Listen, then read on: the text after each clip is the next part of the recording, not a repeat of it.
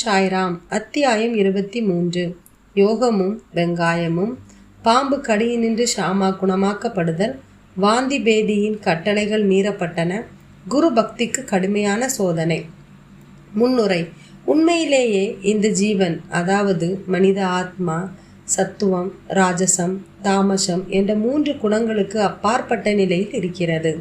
ஆனால் மனிதன் மாயையால் மறைக்கப்பட்டு தனது இயற்பண்பான சச்சிதானந்த பெருநிலையை மறந்து தானே செய்விப்பவனும் அணிவிப்பவனும் என்று நினைத்து கொண்டு இவ்வாறாக முடிவற்ற இடர்பாடுகளில் தன்னைத்தானே சிக்க வைத்துக் கொள்கிறான். விடுவித்துக் கொள்ளும் வழியும் அவனுக்கு புலப்படவில்லை. குருவின் பாதங்களில் செலுத்தும் அன்பான பக்தி ஒன்றே விடுதலை அடைவதற்கான ஒரே வழி. சாயி பிரபு எனும் மகத்தான விளையாட்டுக்காரர் அல்லது நடிகர் தம் அடியவர்களை மகிழ்வித்தார். அவர்களை தாமாகவே தமது பண்புருவாகவே மாற்றம் செய்து கொண்டார். முன்னரே குறிப்பிட்ட பல காரணங்களால் சாய்பாபாவை நாம் ஒரு அவதாரமாகவே கருதுகிறோம். ஆனால் தான் கடவுளின் பணிவுள்ள ஒரு சேவகன் என்றே அவர் எப்போதும் கூறுகிறார். அவர் தாமே ஒரு அவதாரமான போதும் கூட எங்களிடம் திருப்தியான வகையில் மக்கள் நடந்து கொள்ள வேண்டும், வாழ்க்கையில் தங்கள் பணித்துறை இடத்திற்கேற்ற கடமைகளை செய்ய வேண்டும் என்றும் வழி காண்பித்தார். அவர் ஒருபோதும் எந்த வகையிலும் மற்றவர்களை போட்டியிடும் மேம்படும் முயற்சியை கொண்டதில்லை, அல்லது தமக்காக ஏதேனும் செய்யும்படி அவர்களை கேட்டதில்லை. இவ்வுலகின் அசையும் அசையா பொருட்கள் யாவற்றிலும் கடவுளை கண்ட அவருக்கு பணிவுடைமையே மிகவும் பொருத்தமானதொன்றாகும். ஒருவரையும் அவர் புறக்கணித்ததில்லை அல்லது மதிக்காமல் இருந்ததில்லை. நாராயணனை, அதாவது கடவுளை சர்வ ஜீவராசிகளிலும் கண்டார். நான் கடவுள் என்று ஒருபோதும் அவர் சொன்னது இல்லை. ஆனால் தான் ஒரு பணிவுள்ள சேவகன் என்றும் எப்போதும் அவரை நினைவில் வைத்திருப்பதாகவும் கூறினார். அல்லாஹ் மாலிக், அதாவது இறைவனே எஜமானன் என்று எப்போதும் உச்சரிப்பார். பல்வேறு வகையான முனிவர்களை எல்லாம் நமக்கு தெரியாது. எங்கனும் அவர்கள் நடந்து கொள்கிறார்கள், என்ன செய்கிறார்கள், எதை சாப்பிடுகிறார்கள் என்பதெல்லாம் நாம் அறியோம். அறியாமையில் உள்ள பிணிக்கப்பட்ட ஆன்மாக்களை விடுவிப்பதற்காக கடவுள் அருளால் அவர்கள் இவ்வுலகத்தில் தங்களை அவதரித்துக் கொள்கிறார்கள். நல்வினைகளின் சேமிப்பு ஏதேனும் நமது கணக்கில் இருக்குமானால் முனிவர்களின் கதைகள் அல்லது லீலைகளை கேட்பதற்கு நமக்கு ஒரு ஆர்வம் அல்லது சுவாரஸ்யம் ஏற்படுகிறது. அல்லாவிடில் கேட்பதற்கு ஆர்வம் எழாது. இந்த அத்தியாயத்தின் முக்கிய கதைகளுக்கு இப்போது திரும்புவோம். யோகமும் வெங்காயமும். நானா சாஹிப் சாந்தோர்கருடன் ஒருமுறை ஷீரடிக்கு ஒரு யோக பயிற்சியாளர், அதாவது யோக சாதகர் வரும்படி நேரிட்டது. பதஞ்சலியின் யோக சூத்திரங்களை உள்ளிட்ட எல்லா யோக புத்தகங்களையும் அவர் கற்றிருந்தார். எனினும் யோகத்தில் நடைமுறை அனுபவம் ஏதும் அவருக்கு இல்லை. தமது மனதை ஒருமுகப்படுத்தி குவிக்கவும் சமாதி நிலையை ஒருபோது எய்தவும் கூட அவரால் முடியவில்லை. சாய்பாபா தம்மால் மகிழ்ச்சி அடைந்தார் என்றால் நீண்ட நேரம் சமாதி நிலை எய்துவதற்கு அவர் நமக்கு வழிகாட்டுவார் என்று நினைத்தார்.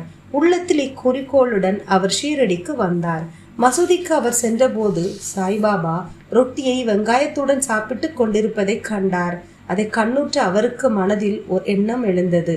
மட்கி போன ரொட்டியுடன் பச்சை வெங்காயத்தை உண்டு கொண்டிருக்கும் இம்மனிதர் எங்கனும் எனது தொல்லைகளுக்கு விடை கண்டு எனக்கு உதவி செய்ய முடியும்? சாய்பாபா அவரது உள்ளத்தை படித்தறிந்து நானா சாஹிப்பை நோக்கி கூறினார். ஓ நானா, வெங்காயத்தை சீரணிக்கும் ஆற்றல் உள்ளவன் மட்டுமே அதை உண்ண வேண்டும், மற்ற ஒருவரும் அங்கனம் செய்யக்கூடாது. இக்குறிப்பை கேட்ட யோகி ஆச்சரியத்தால் செயலிழந்தார். பின்னர் பூரண சரணாகதியுடன் பாபாவின் பாதங்களில் அவர் வீழ்ந்தார். தூய திறந்த உள்ளத்துடன் தனது தொல்லைகளை கேட்டு பாபாவிடமிருந்து அவைகளுக்கு விடையும் பெற்றார். இவ்வாறாக திருப்தியும் மகிழ்ச்சியும் அடைய பெற்று பாபாவின் உதி ஆசீர்வாதங்களுடன் அவர் ஷீரடியை விட்டு சென்றார். பாம்பு கடியினின்று சாமா குணமாகுதல். இக்கதை தொடங்கும் முன்பாக ஹேமத் பந்த் ஜீவனை கிழிக்கும் மிக நன்றாக ஒப்பிடலாம் என்றும், ஒன்று உடம்பினுள்ளும் மற்றொன்று கூட்டினுள்ளுமாக இரண்டுமே கட்டுண்டிருக்கின்றன என்றும், கட்டுண்டு கிடக்கும் அவைகளுக்கு தற்போது நிலை அவைகளுக்கு ஏற்ற நன்மையானது என்றும் அவைகள் கருதுவதாகவும் கூறுகிறார். உதவியாளர் ஒருவர், அதாவது குரு வரும்போது கடவுள் அருள்களால் அவைகளின் கண்ணை திறந்து அவைகளின் கட்டுகளில் நின்று அவைகளை விடுவிக்கும் போது மட்டுமே அவைகளின் கண்கள் இன்னும் பெரியதும் சிறந்ததுமான வாழ்க்கைக்கு திறந்துவிடப்படுகிறது. இத்துடன் அவர்கள் முன்னைய வரையறையை உடைய வாழ்க்கையை ஒப்பிட்டால் அது சூன்யமே ஆகும். கடந்த அத்தியாயத்தில் மிரீக்கருக்கு நேரிடவிருந்த பேராபத்தினை எங்கனம் பாபா அறிந்திருந்தார் என்பதையும் அதிலிருந்து எங்கனம் அவரை காப்பாற்றினார் என்பதையும் கண்டோம். இதைவிட சிறப்பான கதை ஒன்றினை இப்போது வாசகர்கள் கேட்பார்களாக. ஒரு முறை ஷாமாவையை நச்சு பாம்பு ஒன்று கடித்து விட்டது. அவரது கையில் உள்ள சுண்டு விரலில் கடிப்பட்டு விஷம் உடம்பு முழுக்க பரவத் தொடங்கியது. ஷாமாவும் தாம் விரைவில் இறந்து விடுவோம் என்று எண்ணும் அளவிற்கு வலியும் அவ்வளவு தீவிரமானதாய் இருந்தது. இந்த மாதிரியான விஷயங்களுக்கு எல்லாம் அடிக்கடி அனுபவப்படும் விட்டோபா கடவுளிடம் அவரது நண்பர்கள் அவரை எடுத்து செல்ல விரும்பினர். ஆனால் ஷாமா மசூதிக்கு தனது விட்டோபாவிடம், அதாவது சாய்பாபாவிடம் ஓடி வந்தார். அவரை பார்த்ததும் பாபா திட்டவும் கண்டிக்கவும் தொடங்கினார். அவர் மூர்க்கமடைந்து, ஓ இழிந்த பதுர்த்தியா, மேலே ஏறாதே, அங்கனம் ஏறினாயோ ஜாக்கிரதை என்று கர்ச்சித்தார். பின்பு போ, அப்பாலே போ, கீழிறங்கு என்கிறார். இங்கன பாபா சீற்றத்தால் சிவந்திருப்பதை பார்த்த ஷாமா பெரிதும் குழப்பமடைந்து ஏமாற்றம் அடைந்தார். அவர் மசூதியே தமது வீடு என்றும் சாய்பாபாவே நமது ஒரே அடைக்கலம் என்றும் எண்ணியிருந்தார். ஆனால் இங்கன விரட்டப்பட்டால் அவர் எங்கே செல்வார்? உயிர் வாழ்வதின் நம்பிக்கை அனைத்தையும் இழந்து அமைதியாயிருந்தார்.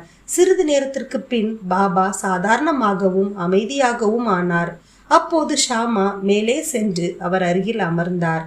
பின்னர் பாபா அவரிடம், பயப்படாதே, எல்லளவும் கவலைப்படாதே, கருணை உள்ள பக்கிரி உன்னை காப்பாற்றுவார்.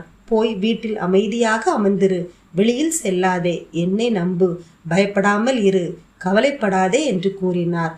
பின்னர் அவர் வீட்டிற்கு அனுப்பப்பட்டார். அதன் பின்னர் அவர் எதை விரும்புகிறாரோ அதை உண்ண வேண்டும் என்றும், வீட்டில் நடையுடையாக இருக்க வேண்டும் என்றும், ஆனால் படுத்து உறங்கவோ கூடாது என்று குறிப்புகளுடன் தாத்தையா பாடிலையும் காக்கா ஷாகிப் தீஷத்தையும் உடனே பாபா அனுப்பினார். இவ்வுரைகள் பின்பற்றப்பட்டன என்றும் சிறிது நேரத்தில் ஷாமா குணப்படுத்தப்பட்டு விட்டார் என்றும் கூறவும் வேண்டுமா? இந்த சம்பவத்தை நினைவில் வைக்க வேண்டியது ஒன்றுதான்.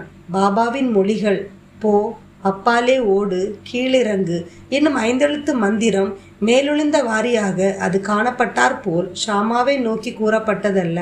அவை ஷாமாவின் உடலினுள் புகுந்து இருந்த இரத்த ஓட்டத்துடன் கலக்க வேண்டாம் என்று பாம்புக்கும் அதன் விஷத்துக்கும் இடப்பட்ட நேரடி கட்டளைகள் ஆகும். மந்திர சாஸ்திரத்தில் நல்லறிவு திறமுடைய பிறர்களைப் போன்று எவ்வித மந்திர உச்சாடனமிடப்பட்ட அரிசியையோ தண்ணீரையோ உபயோகிக்க வேண்டியிருந்ததில்லை. அவத்தம் சொற்களே ஷாமாவின் உயிரை காப்பதில் மிக சிறந்த பயனுள்ளவளாய் இருந்தது. இக்கதையும் இதை போன்றவற்றையும் கேட்கும் எவனும் சாய்பாபாவின் பாதங்களில் உறுதியான நம்பிக்கை அடைய பெறுவான். மாயை என்னும் பெருங்கடலை கடப்பதற்கு பாபாவின் பாதங்களை எப்போது நினைவில் வைத்திருப்பதே ஒரே வழியாகும். காலரா வியாதி. ஒருமுறை ஷீரடியில் காலரா நச்சுத்தன்மை மிகுந்து தாண்டவம் ஆடியது. ஊர்க்காரர்கள் மிகவும் பயந்து புறத்தே உள்ள மக்கள் தொடர்பை எல்லாம் நிறுத்தி கொண்டனர். பஞ்சாயத்தார் கூடி தொத்தி வியாதி தடுப்புக்கும் ஒழிப்பிற்கும் 2 கட்டளைகளை ஏற்படுத்தினர். அவைகளாவன: எவ்வித எரிபொருள் வண்டியையும் கிராமத்திற்குள் வர அனுமதிக்க கூடாது. 2, அங்கு ஒரு ஆடு கூட கொல்லப்படக்கூடாது. எவரேனும் இக்கட்டளைகளுக்கு கீழ்ப்படியாமல் இருந்தால் கிராம பஞ்சாயத்தார்களாலும் அதிகாரிகளாலும் அபராதம் விதிக்கப்படுவர். இவைகளெல்லாம் வெறும் மூட நம்பிக்கை என்று பாபா அறிந்தவராதலால் காலரா கட்டளைகளை சிறிதளவு லட்சியம் செய்யவில்லை. இக்கட்டளைகள் அமலில் இருக்கும்போது ஒரு எரிபொருள் வண்டி அங்கு வந்து கிராமத்துக்குள் நுழைய விரும்பியது. கிராமத்தில் எரிபொருள் பஞ்சம் இருந்தது எல்லோருக்கும் தெரிந்திருந்தது. என்றாலும் மக்கள் எரிபொருள் வண்டியை விரட்ட ஆரம்பித்தனர். பாபாவுக்கும் இவைகளெல்லாம் தெரிய வந்தன. அவர் அவ்விடத்திற்கு சென்று வண்டிக்காரனை மசூதிக்கு ஓட்டி வரும்படி கூறினார். பாபாவின் செய்யை எதிராக ஒருவருக்கும் குரல் எழுப்ப தைரியம் இல்லை. தமது துணிக்கும் அவருக்கும் எரிபொருள் தேவைப்பட்டது. எனவே அவர் அதை வாங்கினார். அக்னிஹோத்ரி தனது புனித நெருப்பை தன் வாழ்நாள் முழுவதும் எரிய விடுவது போன்றே பாபா தமது துணியை இரவும் பகலும் எரிய விட்டார். இதற்காக அவர் எப்போதும் எரிபொருளை சேமித்து வைத்திருந்தார். பாபாவின் வீடான மசூதி அனைவருக்கும் தடைகளற்றும் திறந்து வைக்கப்பட்டும் இருந்தது. அதற்கு பூட்டோ சாவியோ கிடையாது. அங்கிருந்து சில ஏழை மக்கள் தங்கள் உபயோகத்திற்காக விறகை எடுத்துக்கொண்டு சென்றனர். பாபா இதை கண்டு முணுமுணுக்கவில்லை. பிரபஞ்சம் அனைத்திலும் கடவுள் வியாபித்திருப்பதை அவர் கண்டார். எனவே எவருடனும் அவர் பகையோ கெட்ட எண்ணமோ கொண்டதில்லை. முழுவதுமாக துறந்தவராயினும் மக்களுக்கு ஒரு முன் உதாரணமாக இருக்கும் பொருட்டு அவர் இல்லத்தரார் போன்று வாழ்ந்தார். குரு பக்திக்கும் கடுமையான சோதனை. இரண்டாவது காலரா கட்டளை பாபாவினால் எங்கனம் செயல்படுத்தப்பட்டது என்பதை தற்போது காண்போம். கட்டளை அமுலில் இருக்கையில் யாரோ ஒருவர் மசூதிக்கு ஒரு ஆட்டை கொண்டு வந்தார். அது பலவீனமாயும் மூப்புடனும் இறக்கப் போகும் தருவாயிலும் இருந்தது. இத்தருணத்தில் மாலிகானை சேர்ந்த ஃபக்கீர் பீர் முகமது என்ற படே பாபா அருகில் இருந்தார். சாய்பாபா அவரை அதே ஒரே வெட்டி பலியிட்டு சமர்ப்பிக்கும்படி கேட்டார். அந்த படே பாபா என்பவர் சாய்பாபாவால் மிகவும் மதிக்கப்பட்டவர். சாய்பாபாவின் வலது புறத்திலே அவர் எப்போதும் அமர்ந்திருந்தார். ஹுக்காவை அவர் முதலில் குடித்த பின்பு அது பாபாவுக்கும் பிறருக்கும் அளிக்கப்படும். மத்தியான உணவு வேளையின் போது கறிவகைகள் எல்லாம் பரிமாறப்பட்டு பின்பு பாபா படே பாபாவை மரியாதையுடன் கூப்பிட்டு தனது இடப்பக்கத்தில் அமர்த்திய பின்பு எல்லோரும் உண்டனர். தட்சணையாக சேகரிக்கப்பட்ட பணத்திலிருந்து பாபா அவருக்கு தினசரி ரூபாய் 50 அளித்து வந்தார். அவர் போகும்போது பாபாவும் 100 அடி தூரம் வரை அவருடன் கூட செல்வார். பாபாவிடம் அவருக்கிருந்த அந்தஸ்து அத்தகையது. ஆட்டை வெட்டும்படி பாபா அவரிடம் கேட்டபோது அவர் அதை திட்டவட்டமாக மறுத்துவிட்டார். எதற்கும் பயனின்றி அது ஏன் கொல்லப்பட வேண்டும் என்றும் அவர் கேட்டார். பின்னர் பாபா ஷாமாவை அதனை கொல்லும்படி கேட்டுக்கொண்டார். ராதாகிருஷ்ணமாயிடம் சென்று கத்தி ஒன்றை அவளிடமிருந்து வாங்கி வந்து அதை பாபாவின் முன்னால் வைத்தார். கத்தி எதற்காக வாங்கப்பட்டிருக்கிறது என்பதை அறிந்த ராதாகிருஷ்ணமாயி அதை திருப்பி எடுத்துக்கொண்டாள். பின்னர் ஷாமா மற்றொரு கத்தியை பெறுவதற்காக சென்று உடனே திரும்பி வராமல் காக்கா சாஹிப் தீஷித்தின் வாதாவில் தங்கிவிட்டார். அப்போது காக்கா சாஹிப்பின் முறை வந்தது. அவர் நல்ல தங்கம்தான் என்பதில் ஐயமில்லை, என்றாலும் பரீட்சிக்கப்பட வேண்டும். கத்தியை வாங்கி வந்து ஆட்டை கொல்லும்படி பாபா அவரை கேட்டார். அவர் சாதாவின் வாதாவுக்கு சென்று ஒரு கத்தியுடன் திரும்பி வந்தார். பாபா ஏவியதும் கொல்லுவதற்கு தயாராக இருந்தார். தூய பிராமண குடும்பத்தில் பிறந்த அவருக்கு தமது வாழ்க்கையில் கொலையை பற்றியே தெரியாது. ஹிம்சை செயலுக்கு முற்றும் அவர் எதிரான போதும் ஆட்டை கொல்வதற்கு தன்னைத்தானே தைரியப்படுத்தி கொண்டார். முகமதியரான படே பாபா அதை கொல்வதற்கு விருப்பமற்றவராய் இருப்பதையும் இந்த தூய பிராமணர் அதை கொல்வதற்கு ஆயத்தப்படுத்தி கொண்டு இருப்பதையும் கண்ட அனைவரும் அதிசயப்பட்டனர். தன் வேட்டி இறுக கட்டிக்கொண்டு கையை கத்தியுடன் தூக்கி கொண்டு பாபாவின் முடிவான அனுமதி குறிப்புக்காக அவரை பார்த்தார். பாபா எதை நினைத்து கொண்டிருக்கிறார்? வெட்டு என்றார்.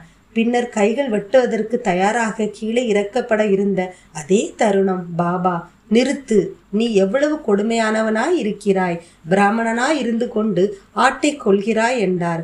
காக்கா சாஹிப் கீழ்ப்படிந்து கத்தியை கீழே வைத்துவிட்டு பாபாவிடம் கூறினார், அமிர்தத்தை ஒத்த தங்கள் சொல் எங்களுக்கு சட்டமாகும். எங்களுக்கென வேறு எவ்வித சட்டமும் தெரியாது. எப்போதும் தங்களையே நினைவு கூறுகிறோம். தங்கள் ரூபத்தையே தியானிக்கிறோம். இரவும் பகலும் தங்களுக்கே கீழ்ப்படுகிறோம். கொல்வது சரியா தப்பா என்பது எங்களுக்கு தெரியாது, அல்லது அதை தாங்கள் கருதுவதில்லை. பொருட்களுக்கான காரணத்தை ஆராயவோ விவாதிக்கவோ நாங்கள் விரும்புவதில்லை. ஆனால் குருவின் கட்டளைகளுக்கு ஐயுற பற்றுறுதிப்பாட்டுடன் ஒழுங்கான பணிவிணக்க பண்புடன் நடத்திலே எங்களுக்கு கடமையும் தர்மமும் ஆகும். பின்னர் பாபா காக்கா சாஹிப்புடன் தாமே பலியிடுதலையும் வெட்டு வேலையும் செய்து விடுவதாக கூறினார். ஃபக்கீர்கள் அமரும் தகியா என்ற இடத்தில் ஆட்டை வெட்டப்படுவது என்று முடிவு செய்யப்பட்டது. பின்னர் ஆடு அவ்விடத்திலிருந்து கொண்டு செல்லப்படுகையில் வழியிலேயே இறந்து வீழ்ந்தது. ஹேமத் பந்த் அடியவர்களை பாகுபடுத்துவதுடன் இந்த அத்தியாயத்தை முடிக்கிறார். 3 விதமானவர்கள் இருப்பதாக அவர் கூறுகிறார். முதல் தரம் அல்லது சிறந்தவர்கள், 2ஆம் தரம் அல்லது நடுவானவர்கள், 3ஆம் தரம் அல்லது சாதாரணமானவர்கள். முதல் தரமானவர்கள் குரு என்ன விரும்புகிறார் என்பதை யூகித்தறிந்து அதை உடனே நிறைவேற்றி அவர்களிடமிருந்து உத்தரவு வரும் வரை காத்திராமல் அவர்களுக்காக சேவை செய்கிறார்கள். 2ஆம் தரமானவர்கள் தங்களது குருவின் கட்டளைகளை அச்சர சுத்தமாக சிறிதும் தாமதம் இன்றி கீழ்ப்படுகிறார்கள். 3ஆம் தரமானவர்களோ குருவின் கட்டளை நிறைவேற்றுதலை ஒத்தி போட்டு கொண்டும் ஒவ்வொரு படியிலும் தவறு செய்து கொண்டும் இருக்கிறார்கள். அறிவு கூர்மையை பின்னணியாக கொண்ட உறுதியான நம்பிக்கையை சீடர்கள் பெற்றிருக்க வேண்டும். பொறுமையும் இவைகளுடன் சேருமானால் ஆன்மீக லட்சியம் தொலைவில் இல்லை. மூச்சு கட்டுப்பாடு அல்லது ஹடயோகம் அல்லது பிற கடின முயற்சிகள் தேவையில்லை. மேலே குறிப்பிடப்பட்ட குணாதிசயங்களை அடியவர்கள் பெறுவார்களே ஆனால் இன்னும் அதிகமான செயல் திட்டங்களுக்கு அவர்கள் தயாராகின்றார்கள். பின்னர் குருமார்கள் தோன்றி ஆன்மீக பாதையில் முழு நிறைவுக்கு அவர்களை வழிநடத்துகிறார்கள். அடுத்த அத்தியாயத்தில் நாம் பாபாவின் விறுவிறுப்பான நகைச்சுவையும் தமாசையும் காண்போம். இத்துடன் அத்தியாயம் 23 நிறைவடைகிறது. ஸ்ரீ சாயை பணிக. அனைவருக்கும் சாந்தி நிலவட்டும். ஓம் சாய்ராம்.